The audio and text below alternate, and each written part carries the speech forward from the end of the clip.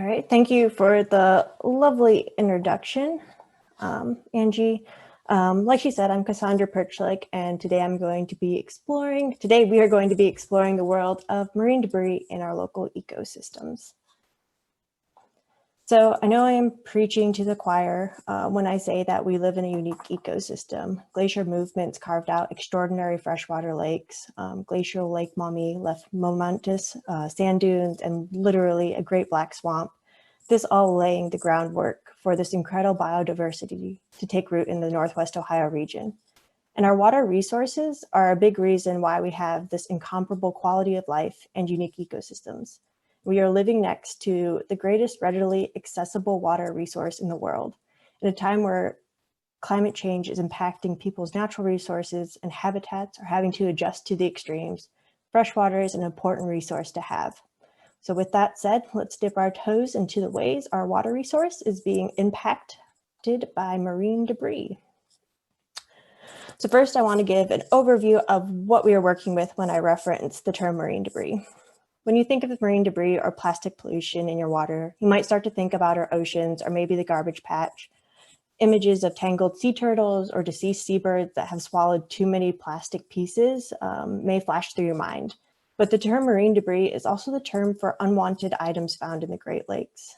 Marine debris was coined around trash entering the oceans, so we continue to use it even though it's in freshwater environments.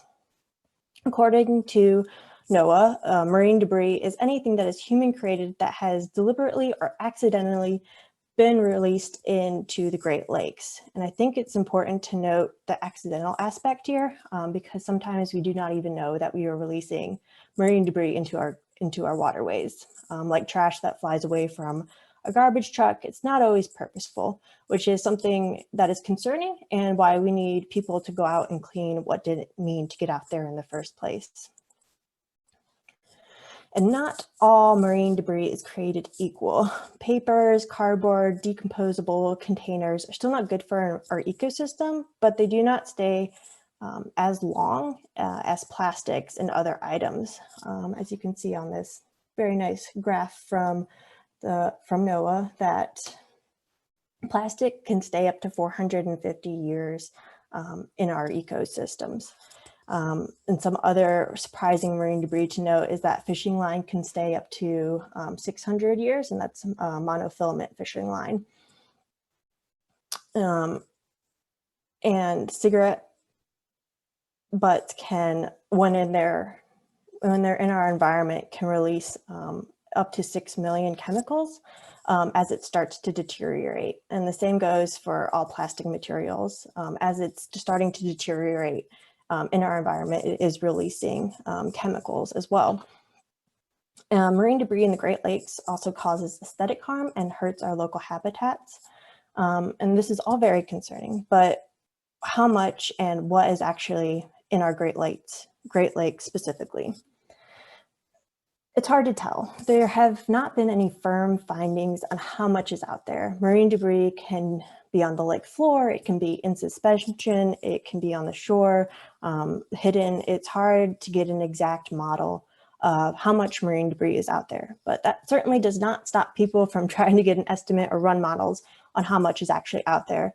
A study done in 2016 by the Rochester Institute of Technology estimated that 22 million pounds of plastic enter the Great Lakes every year. And so about 4.41 tons of that plastic enters Lake Erie. It's unsurprising if you've ever done a cleanup with us. You will know that marine debris, most of the marine debris we pick up is predominantly plastic. All of the marine debris in our Great Lakes is a real concern to our local habitats because there are a lot of impacts that marine debris has on our local ecosystems. It is dangerous to wildlife. Tiny pieces of plastic can get consumed by wildlife, or wildlife can become entangled in marine debris. And if you think about how long it takes for fishing line to deteriorate, that's 600 years of possible harm to our wildlife. You know, if it didn't catch it one year, it might catch it the next, for wildlife to become entangled in it. It can harm the physical environment. Oil and gasoline can be in our waterways plastic breaking down into tiny bits, degrading our water quality and soil quality as well. And not to mention, marine debris also hurts our aesthetics. It degrades community pride, homeowner values, and attracts more trash. Marine debris impairs recreation and enjoyment of the rivers. I do not know if any of you like to go walking along the river, sometimes hopping into the island, but I always make sure to wear little booties because I don't want my feet to catch on any glass or hooks that might be in the river. It's also a high cost to remove it from treatment plants and clogged storm sewers. Marine debris can be gross, and it most certainly is grosser and soggier when it's compacted with a lot of other marine debris. And it's also a hazard to the worker as they try to remove the marine debris from a clog. Our local municipalities do have to pay a decent amount to get it removed or pay someone to remove it. Because of these issues that from marine debris that affect our water quality and our quality of life and our natural ecosystems, the Great Lakes have policies and programs in place that help work on preventing, removing, researching marine debris. One of the biggest policies that we have in place on the Great Lakes is the Great Lakes Water Quality Act. This is an international policy between the United States and Canada. One aspect of this really broad policy is defining areas of concern along the Great Lakes. The Maumee Area of Concern, as you can see from the picture, incorporates a large section of the eastern Lake Erie Basin. The work of the Maumee Area of Concern Committee and its partners, including the Ohio EPA, occurs in 3 stages, aiming to permanently improve water quality of the rivers, streams of the area of concern. We do this by correcting, removing biological and chemical issues, or as they considered under the Great Lakes Water Quality Act, the beneficial use impairments. The Maumee Area of Concern has 9 out of the 14 beneficial use impairments that impair waterways that ultimately flow into Lake Erie. Up on the slide, we have all of the 14 in total. These issues are being addressed by the Maumee Area of Concern Committee and its partners in 3 stages. So stage 1 is the identification of environmental problems and sources, and this was completed back in 1992. We're currently on stage 2, which is the elimination of pollution source to improve water quality. The next stage would be stage 3, and that is the protection of the improved location. Recently, there's a couple of area concerns in Ohio, and the Ashtabula area of concern is now on stage 3, which is exciting news. It can be done. So we at Partners for Clean Streams work with assisting the Maumee Area of Concern by helping with meetings, agendas. We also work with community partners on the aesthetics BUI, primarily focusing on removal of marine debris. But fixing one BUI also helps other BUIs. They're kind of codependent on each other. Like you can imagine, removing marine debris helps more than just aesthetics, but it also helps habitat and wildlife as well. Another program in place is the National Oceanic and Atmospheric Administration's Marine Debris 5-Year Action Plan, and its goal is to get the Great Lakes free from marine debris through an increase of understanding of the problem, preventative actions, reductions, impacts, and collaborative efforts of diverse groups. 47 actions were completed within the first 5 years from 2014 to 2019, and we are continuing a new action plan for 2020 and 2024. We are Partners for Clean Streams is a part of the 35 plus participating organizations with the goal of researching, developing policies, prevention, and removal of marine debris in the Great Lakes. This is a diverse group of researchers, nonprofits, industry, and federal agencies who are actively working on implementing this plan to get the Great Lakes free of marine debris. And Tides. Tides is a public data system containing the world's largest ocean trash data set, all collected by volunteers. The Ocean Conservancy then uses this data to help change policies around the world in regards to marine debris. They also work with companies to reduce waste in manufacturing to help make the world a cleaner place. We have a partnership with the Ocean Conservancy So we also collect data submitted, and we add data in our region to look at the impacts and trends of marine debris in our local ecosystems. So that brings us to us. At Partners for Clean Streams, it's our passion to work for clear, clean, and safe waterways. We do this through a combination of partnerships, leadership on planning, public education, volunteer opportunities, and large-scale restoration projects. We strive for abundant open space and high-quality natural environments. We promote adequate flood water storage capacities and flourishing wildlife. And we engage stakeholders to take ownership of their rivers, streams, and lakes. We do this by focusing on removal, prevention, and awareness of marine debris in the local ecosystems of Oak Openings, the Lower Maumee, and Ottawa watershed, along with other tributaries and ditches in the region in collaboration with the previously mentioned agencies and local municipalities.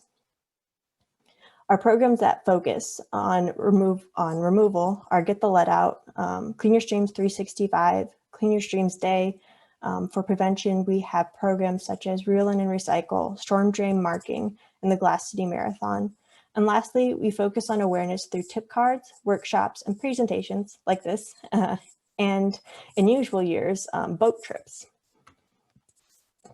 So far this year, we have had 599 volunteers and removed 20,057 pounds out of our environment.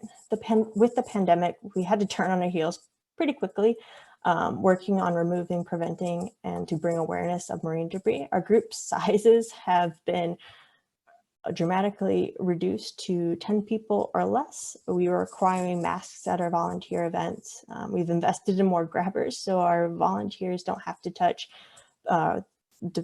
marine debris, that is PPE or other marine debris. But some of our programs focusing on awareness did have to be postponed until next year. So in usual years, this program, we have presentations from the City of Oregon, City of Perrysburg, Wood County, Soil and Water Conservation District, Lucas Soil and Water Conservation District, the Black Swamp Bird Observatory, and the UT Lake Erie Center staff and grad students.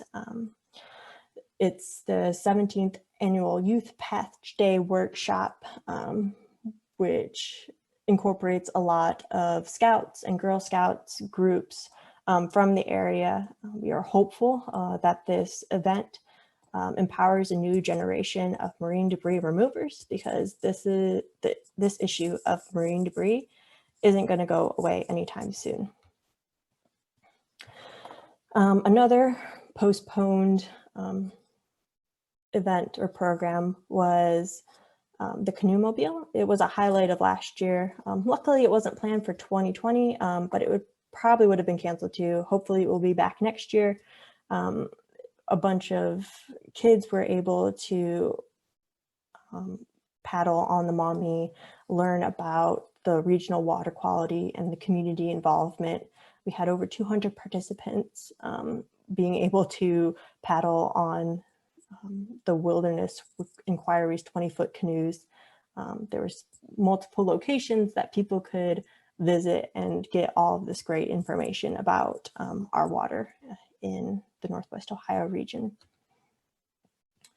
The 5th annual Water Quality Boat Cruise was also something that we weren't able to do this year, but had done over the last couple of years, and is something we look forward to doing again.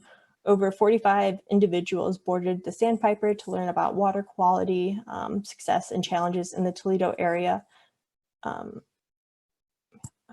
It was presented in partnership with the Maumee Area of Concern Advisory Committee, or MAC, and Lucas County Soil and Water Conservation District, and it was supported by a grant from the Ohio EPA, the US EPA, and the Great Lakes Restoration Initiative.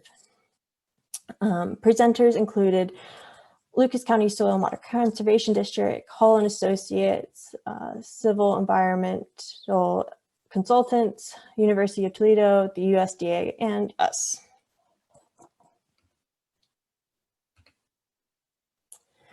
Yes, we are also the green team for the Mercy Health Glass City Marathon. We help prevent and recycle waste from the marathon from getting into the Ottawa River. This year, the race went virtual, so we weren't able to provide as big as an impact as we would have liked in usual years.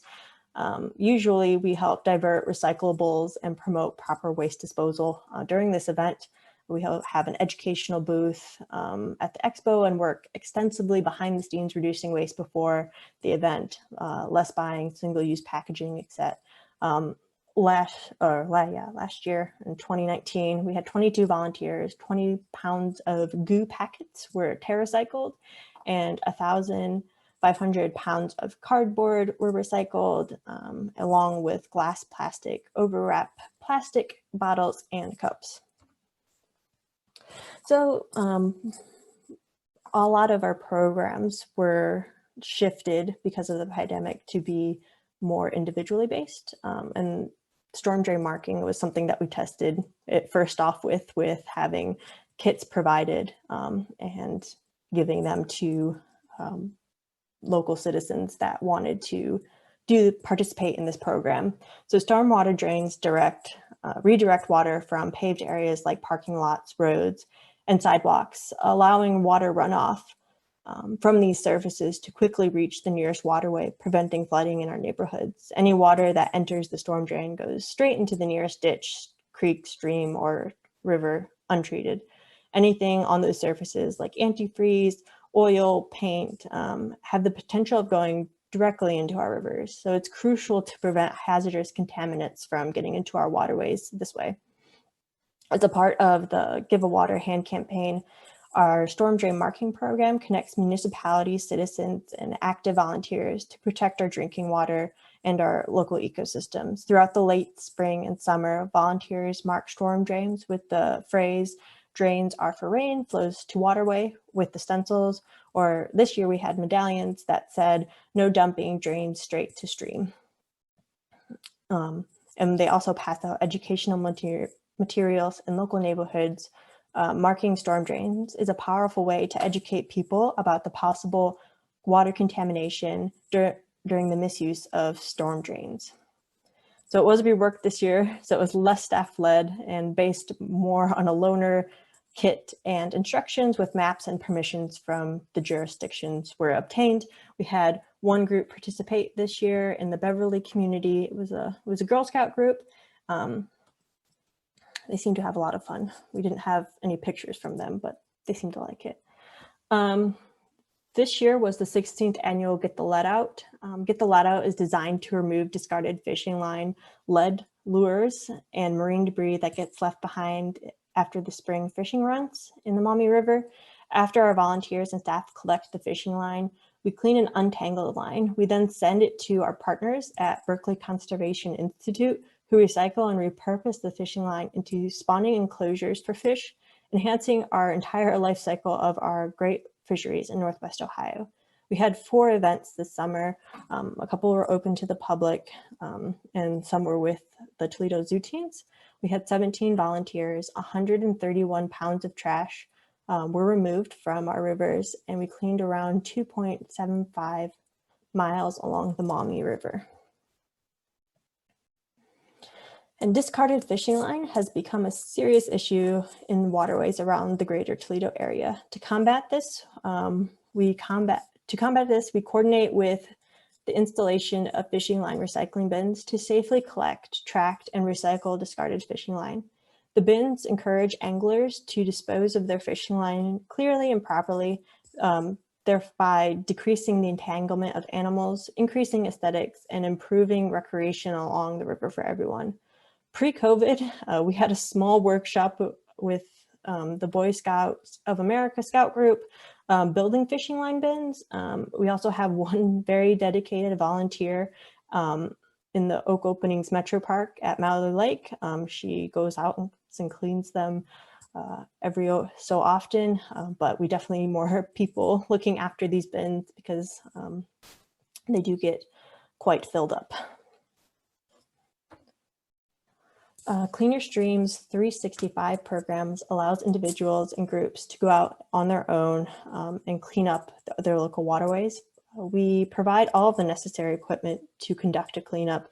So that's grabbers, that's gloves, that's first aid kits, anything that you could think of that you might need to remove marine debris. This year we had 27 cleanups done individually or led by the PCS staff with less than 10 per group. In total, we had 163 volunteers do a Clean Your Streams 365 program. We've removed over 1,000 pounds of trash and cleaned up around 19 miles within the Northwest Ohio region. We also had 3 citizens in the community merit badge workshops, and this was with the Boy Scouts of America that were looking to get a community merit badge. And so they, a bunch of them had groups together that went out and cleaned in the Northwest Ohio area. So in continuation of a Clean Your Streams 365 is the paddling edition. Like the name suggests, participants paddled on the river to remove marine debris on the river or on an island. 3 events were hosted.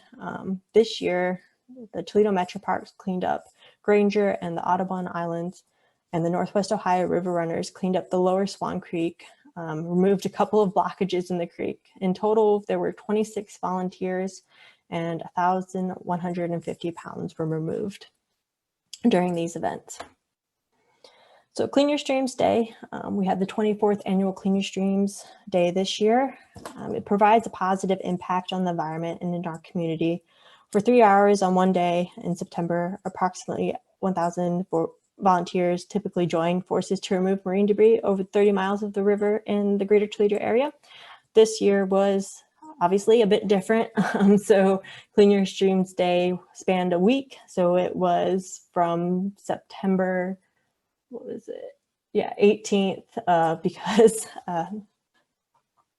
one of the groups decided to start early. It was supposed to be planned for September 20th, but they got on it real quick. So it was from September 18th to September 27th. There was a virtual option, like when I say that we partner with the Oceanic Conservancy, we also have access to the Clean Swell app. So if you submit data on your phone with this application, we receive the data on our end. So we were able to provide a safer version of Clean Your Streams Day other than people just coming in to a certain kickoff location to grab supplies. We had people being able to do it more individually during this time of the week.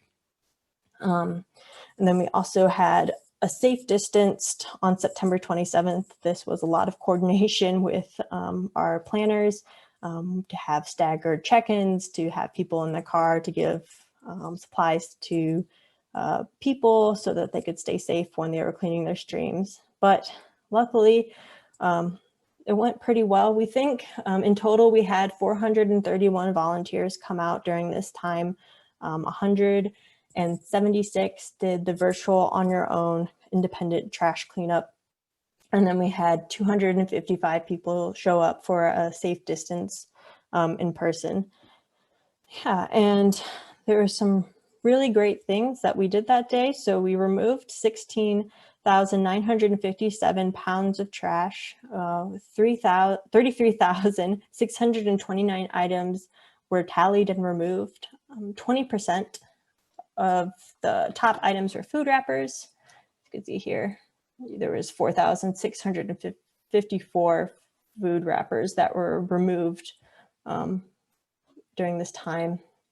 We found 116 tires, some peculiar items that we found. So these were kind of some really interesting things that sometimes float in our streams and rivers, were plastic fingers, a play kitchen, a wine bottle with a little balloon attached to it, a stop sign, a toilet, and then a full length like cigarette butt disposal stand that you'd like find outside a restaurant. It was found in a ditch.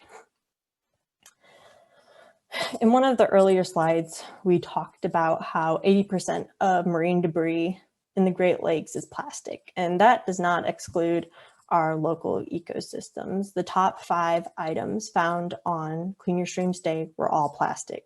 And it wasn't just even in Lucas County near Toledo. It was both like in Lucas and in Wood, in all of our surrounding areas. So the first one was food wrappers. That was 4,654. The next was plastic pieces, which was 3,560. Cigarette butts came in at 2,887. Plastic bottles was 2,800. Excuse me.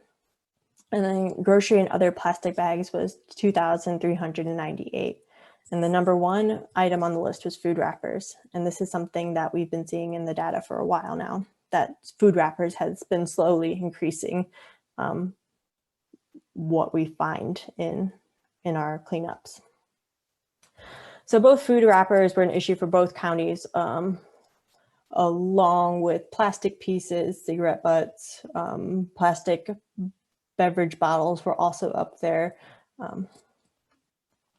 So we've been noticing things throughout the year, and this is one of the best things about having enough data, is being able to analyze it and see what happens. So we're seeing a shift from large, long use items to single use disposable items. We're seeing metal, glass containers, aluminum, and more of a switch to plastic bags and bottles, broken pieces and foam. We're seeing frequent but smaller accumulation, so like plastic pieces or straws we might find more often. And as a society, we kind of think that we're shifting from illegal dumping to more everyday accidental occurrences. More awareness, we have more awareness now about marine debris, but it's also more of a disposable lifetime. So meaning more trash, which means more opportunities for it to become marine debris. And not all marine debris is purposeful. Sure, you have people who will dump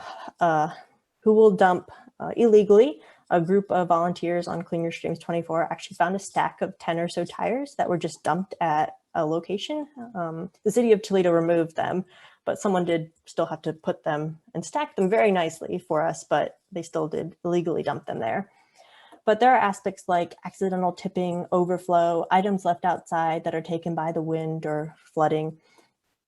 And the trend of having a disposable, fast-paced life, like drive-through sports events. It's really easy to like feed a kid after a sports event and just get them something quick. It's also habits like throwing cigarette butts on the ground, or outdoor use like fishing and running can contribute to marine debris just through unconscious littering, or if it gets blown out of a trash can. And every storm, drain, and ditch is connected to a waterway. So trash travels a long way sometimes, whichever the reason it ends up in a water, it needs to be taken and prevented to help our water quality and our quality of life. So what can we do? So there are always steps to reduce what we use and consume. So learn more. Knowledge is power, and this kind of power helps our local habitats. Use less, reuse more, and recycle carefully. Secure trash cans, lids, and outdoor stuff. This is how unintentional marine debris happens. Properly dispose of challenging items like styrofoam and confetti.